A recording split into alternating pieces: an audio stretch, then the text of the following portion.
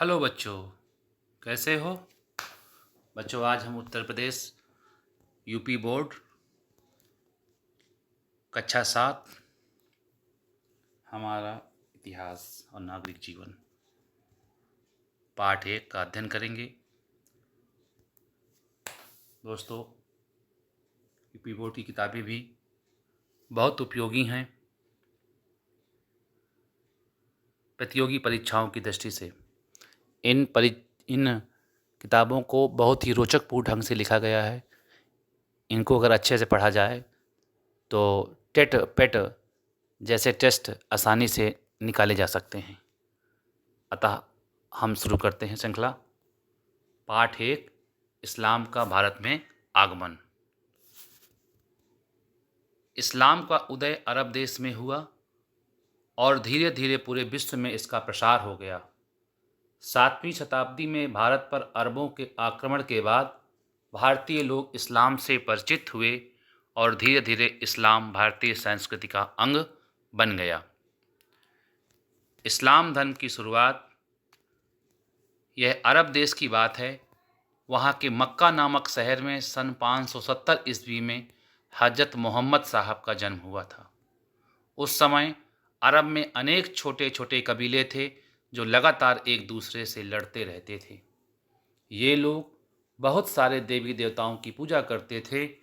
हजरत मोहम्मद इन कबीलों के बीच आपसी सौहार्द एवं भाईचारा बढ़ाने के लिए यह संदेश देने लगे कि ईश्वर एक है। एकमात्र अल्लाह की सीधे और सरल तरीके से प्रार्थना करनी चाहिए। मोहम्मद साहब ने कहा कि अल्लाह को मानने वाले सब लोग बराबर हैं और एक हैं। प्रारंभ में मक्का शहर के कई लोगों ने मोहम्मद साहब की बातों का विरोध किया, यहाँ तक कि मोहम्मद साहब को मक्का छोड़कर 622 ईस्वी में दूसरे शहर मदीना जाना पड़ा था।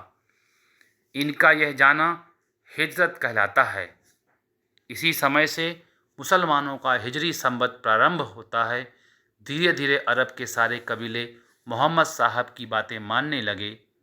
इस्लाम धर्म अरब देश से प्रारंभ होकर पूरी दुनिया के कई देशों में फैला।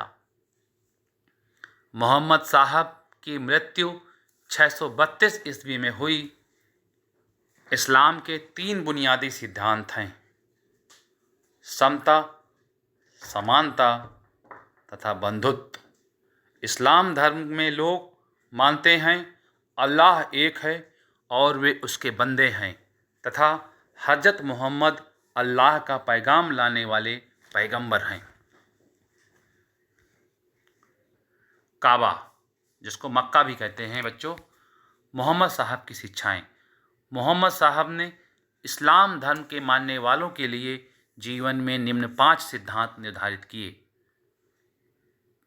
क्या सिद्धांत थे बच्चों? पहला, कलमा, अल्लाह एक है और मोहम्मद उसके पैगंबर हैं। दूसरा, नमाज प्रतिदिन 5 बार पढ़ना। तीसरा, रमजान के पवित्र महीने में रोजा व्रत रखना। चौथा, ज़कात, अपनी उपार्जित आय का 2.5% गरीबों को सहायतार्थ देना। पांचवा, हज, पूरे जीवन में एक बार मक्का की तीर्थ यात्रा करना। मोहम्मद साहब के देहावसान के बाद अरब में खलीफाओं का प्रभुत्व स्थापित हो गया। खलीफा पैगंबर के उत्तराधिकारी के रूप में मुस्लिम जगत के धार्मिक गुरु तथा राजनीतिक प्रशासक होते थे। इन्होंने अपना साम्राज्य अरब देश, सीरिया, इराक, ईरान, मिस्र, उत्तरी अफ्रीका तथा स्पेन तक फैलाया। भारत में इस्लाम। बच्चों, हम देखेंगे कि भारत में इस्लाम कैसे धीरे धीरे आया, कैसे यहाँ फला फूला। भारत में इस्लाम धर्म समय समय पर कई तरह से आया व फैला। जैसे अरबों द्वारा भारत पर आक्रमण से, अरब व्यापारियों के माध्यम से, ईरानी शरणार्थियों और सूफी संतों के आने से भारत में इस्लाम धर्म के प्रसार के प्रमुख कारण निम्नलिखित थे। पहला, अरबों का आक्रमण।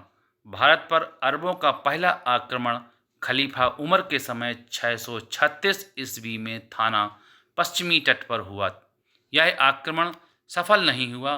इस आक्रमण से भारतीय लोग सबसे पहले इस्लाम धर्म मानने वालों के संपर्क में आए। उसके बाद समय समय पर भारत पर अरबों का आक्रमण होता रहा। उसमें पूर्ण सफलता मोहम्मद बिन कासिम को प्राप्त हुई। मोहम्मद बिन कासिम ने 712 ईस्वी में सिंध के शासक राजा दाहिर को पराजित कर सिंध पर अरबों का राज स्थापित किया। कई अरब व्यापारी जो इस्लाम धर्म को मानते थे, भारत के पश्चिमी तट पर व्यापार करने आते थे। वहाँ के बंदरगाहों में वे छोटी छोटी बस्तियाँ बनाकर बसे। राजाओं ने उन्हें बसने में मदद की, उन्हें अपने घर गोदाम बनाने के लिए ज़मीन दी। इन व्यापारियों के प्रभाव से आसपास के लोग इस्लाम धर्म से परिचित हुए। भारत के उत्तरी हिस्सों में इस्लाम धर्म की जानकारी ईरानी शरणार्थियों के द्वारा आई। सन 900 के लगभग ईरान देश पर तुर्क कबीले हमले कर रहे थे। इन हमलों से बचने के लिए कुछ ईरानी लोग भारत आए। उनमें से कई लोग कारीगर थे और कई लोग संत थे। कुछ सिपाही भी आए जो राणाओं की सेनाओं में शामिल हो गए। ये ईरानी लोग मुसलमान थे। इनके संपर्क में आकर बहुत से लोगों को इस्लाम के बारे में जानकारी मिली। सन 1190 के बाद भारत में तुर्क लोगों ने अपना राज स्थापित कर लिया था। इस समय तक तुर्क लोग भी इस्लाम धर्म मानने लगे थे। तुर्कों के साथ बड़ी संख्या में ईरानी, अफगानी, खुरासानी लोग भी भारत आकर बसे। सन 1100 से 1500 के बीच कई ऐसे संत हुए जैसे कबीर, नानक, तुकाराम, रामानंद, जिन्होंने साधारण भाषा में दोहे और गीत गाए जो ईश्वर के प्रति भक्ति भाव से भरे थे। इन्हीं भक्त संतों की तरह कई मुसलमान संत भी थे जो सूफी संत कहलाते थे। अजमेर के ख्वाजा मोइनुद्दीन चिश्ती, पंजाब के बाबा फरीद, दिल्ली के निजामुद्दीन औलिया बहुत जाने माने सूफी संत थे। सूफी संतों के विचार भक्त संतों के विचार से मिलते जुलते थे। सूफियों ने इस बात पर जोर दिया कि सच्चे दिल से अल्लाह को प्रेम करना और बुरे कामों पर पश्चाताप करना अल्लाह को पाने का सही तरीका है। इन संतों के विचारों की मदद से हिंदू और मुसलमान लोगों ने एक दूसरे से धर्म की बातें समझी। लोगों के बीच यह विचार बैठने लगा कि एक ही ईश्वर है, उसे अल्लाह, ईश्वर, परमेश्वर, भगवान जैसे नामों से जाना जाता है। मिलने जुलने के क्या फ़ायदे हुए? जब दो अलग अलग संस्कृतियों के लोग आपस में मिलते हैं तो एक दूसरे से बहुत कुछ सीखते हैं। जब अरबी लोग भारत आए तो वे अपने साथ वहाँ के रीति रिवाज व धर्म लाए। अरबों तथा भारतीयों ने एक दूसरे से बहुत कुछ सीखा। इससे इनके रहन सहन तथा जीवन में बदलाव आया। अरबों ने भारतीय ग्रंथों का अरबी भाषा में अनुवाद किया। भारतीयों ने अरबों से सीखा कागज बनाना, चरखे से सूत काटना, सिले हुए कपड़े, तलवार, कमीज, खान पान, कचौड़ी, समोसा बनाना। अरबों ने भारतीयों से क्या सीखा? हिंदी संख्या से अरबी संख्या बनाना, संख्याओं की गणना करना, ज्योतिष, गणित, शतरंज का खेल, भारतीय संगीत, चिकित्सा शास्त्र, आयुर्वेद का ज्ञान। तुर्क आक्रमण के समय भारत कैसा था उसके बारे में आइए हम सब लोग जानते हैं। उत्तर भारत में इस्लाम के आगमन के समय कोई शक्तिशाली शासक नहीं था। 11वीं शताब्दी के प्रारंभ में भारतवर्ष 100 से भी अधिक छोटी राजनीतिक इकाइयों अथवा राज्य में विभक्त हो चुका था, जिन पर कई छोटे बड़े राजा और सामंत शासन करते थे। इनमें अधिकांशतः राजपूत थे, अतः इस युग को राजपूत युग भी कहा जाता है। इन छोटे छोटे राज्यों के शासक व्यक्तिगत महत्वाकांक्षा की पूर्ति हेतु राज्य विस्तार में संलग्न हो गए। इसके परिणाम स्वरूप राजनीतिक अव्यवस्था और अधिक बढ़ गई। ऐसे में केंद्रीय सत्ता का ह्रास स्वाभाविक था। समाज जाति पाति तथा भेदभाव के बंधन पर आधारित था। इस समय जाति व्यवस्था में और अधिक कठोरता आ गई थी। भारतीय समाज अपने खान पान व आचार विचार को श्रेष्ठ समझता था, अतः दूसरे देशों में क्या हो रहा है उससे परिचित होने का न तो प्रयास किया और न ही लाभ उठाया। बच्चों देखिए, हिंदी की संख्या और अरबी की संख्या दोनों को देखिए, करीब करीब दोनों के अक्षर बहुत कुछ मिलते जुलते हैं। तुर्क आक्रमण। उन दिनों भारत में कई छोटे बड़े राजा और सामंत थे। उत्तर भारत में चौहान, तोमर, गढ़वाल, चांदेल, चालुक्य जैसे राजपूत वंशों के राजा थे। इसी समय तुर्कों ने, जिनका राज्य ईरान, अफगानिस्तान व तुर्किस्तान में था, भारत में अपना राज्य फैलाने के लिए आक्रमण आरंभ कर दिया। महमूद गजनवी का भारत पर आक्रमण। महमूद गजनवी तुर्क लोगों द्वारा पहला बड़ा हमला तब हुआ जब गजनी राज्य अफगानिस्तान के महमूद गजनवी नाम के तुर्क राजा ने भारत पर हमला किया, पर वह भारत में राज नहीं करना चाहता था। उसकी नज़रें ईरान, अफगानिस्तान, खुरासान के क्षेत्र में ही दूसरे तुर्क राजाओं को हराकर अपने राज गजनी को बढ़ाने में लगी थी। इस तरह महमूद गजनवी भारत में राज नहीं करना चाहता था, तो फिर वह भारत क्यों आया? इसलिए कि वह अपनी सेना बनाने के लिए धन जुटाने की कोशिश कर रहा था। इस कोशिश में उसने सन 1000 से सन 1025 तक 17 बार विभिन्न राजपूत राज्यों पर आक्रमण किया।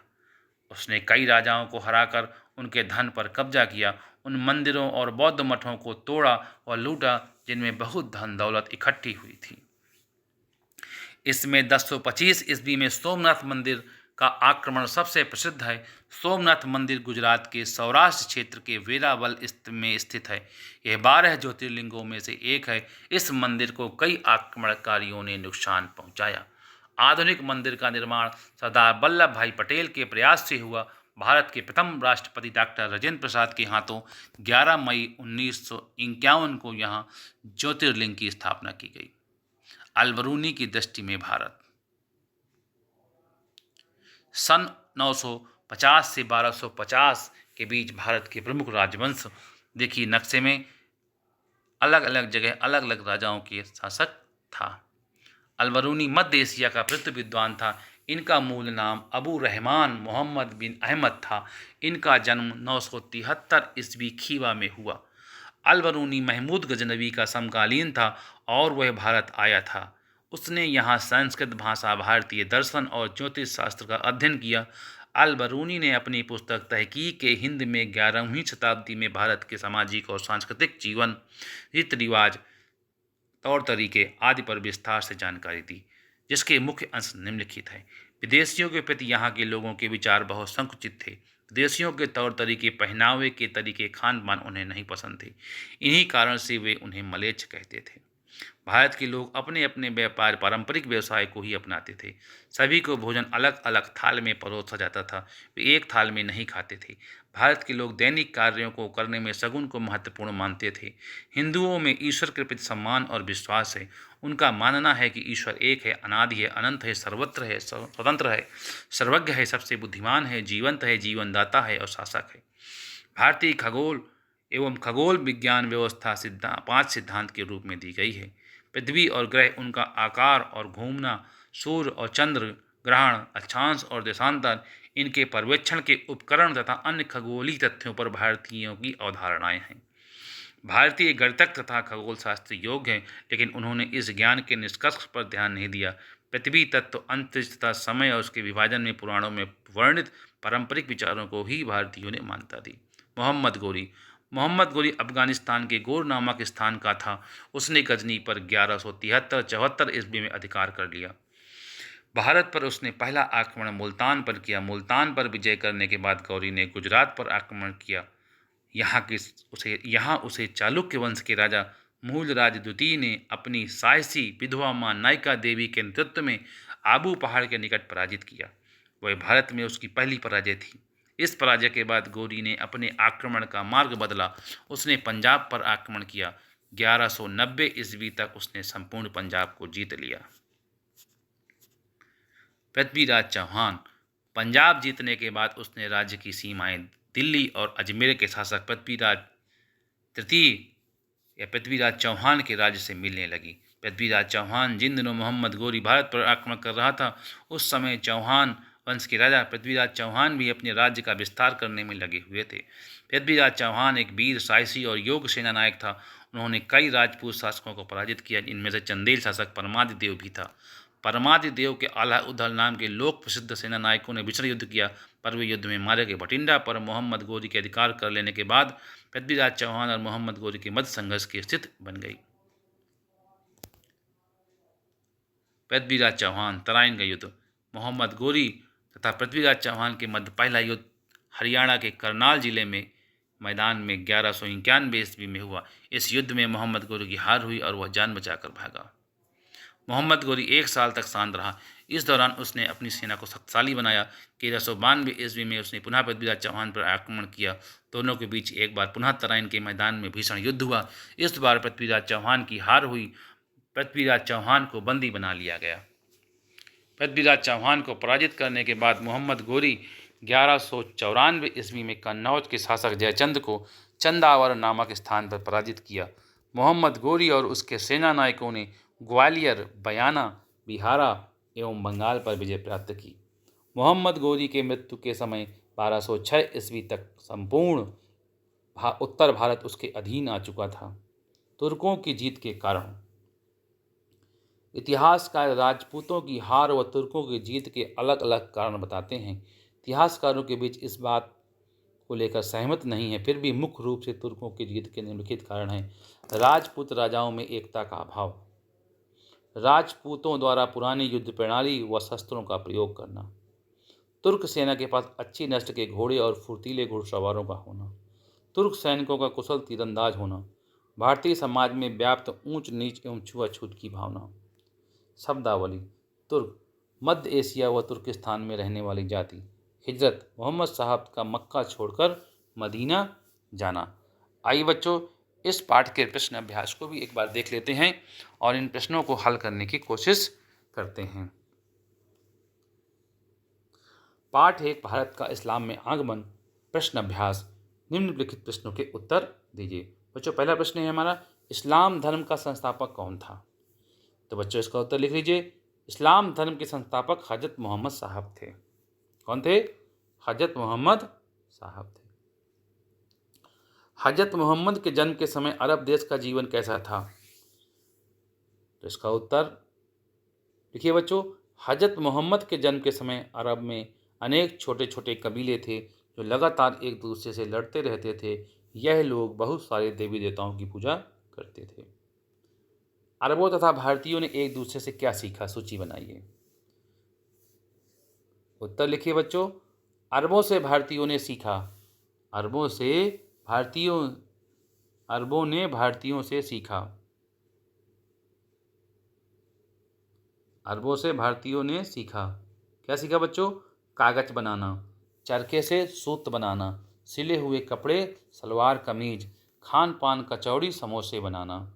अब बच्चों, अरबों ने क्या सीखा भारतीयों से? ये तो भारतीयों ने सीखा अरबों से। अब हम पढ़ेंगे कि अरबों ने भारतीयों से क्या सीखा। तो हिंदी संख्या से अरबी संख्या बनाना। दूसरा, मतलब संख्या का ज्ञान हमसे लिया। संख्याओं की गणना करना, ज्योतिष गणित सीखना, शतरंज का खेल, भारतीय संगीत, चिकित्सा शास्त्र, आयुर्वेद का ज्ञान। बच्चों, अगला प्रश्न है, महमूद गजनवी भारत पर आक्रमण का क्या उद्देश्य था? महमूद गजनवी के भारत पर आक्रमण का क्या उद्देश्य था बच्चों? तो उत्तर लिख लीजिए इसका। महमूद गजनवी एक महत्वाकांक्षी शासक था। वह गजनी को एक समृद्ध एवं शक्तिशाली साम्राज्य बनाना चाहता था। उसने धन एकत्र करने के लिए भारत पर 17 बार आक्रमण किया और सारा धन लूटकर गजनी ले गया। मोहम्मद गोरी का उद्देश्य भारत से धन लूटना नहीं था, वह अपना राज्य बढ़ाना चाहता था, क्योंकि गौर में रहकर अपने राज्य का विकास नहीं कर सकता था। बच्चों, अगला प्रश्न है हमारा, तुर्क आक्रमण के समय भारत की राजनीतिक दशा कैसी थी? उसका उत्तर लिख लीजिए। तुर्क आक्रमण के समय, गजनवी और गोरी के आक्रमण के समय भारत में कोई शक्तिशाली शासक नहीं था। कई छोटे बड़े राजा राज्य करते थे। उत्तर भारत में चौहान, तोमर, गढ़वाल, चंदेल और चालुक्य जैसे राजवंशों के राज थे।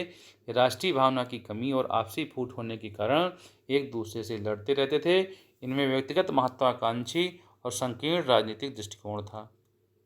छठवां प्रश्न बच्चों लिख लीजिए। क्या है? देखिए, राजपूतों पर तुर्कों की विजय के क्या कारण थे? इसका उत्तर देखिए बच्चों। राजपूतों पर तुर्कों की विजय का कारण इतिहासकार अलग अलग बताते हैं बच्चों। इतिहासकारों के बीच इस बात को लेकर सहमत नहीं है, फिर भी मुख्य रूप से तुर्कों की जीत के निम्नलिखित कारण बताए जा सकते हैं। पहला, एकता का अभाव। राजपूत राजाओं में एकता का अभाव था।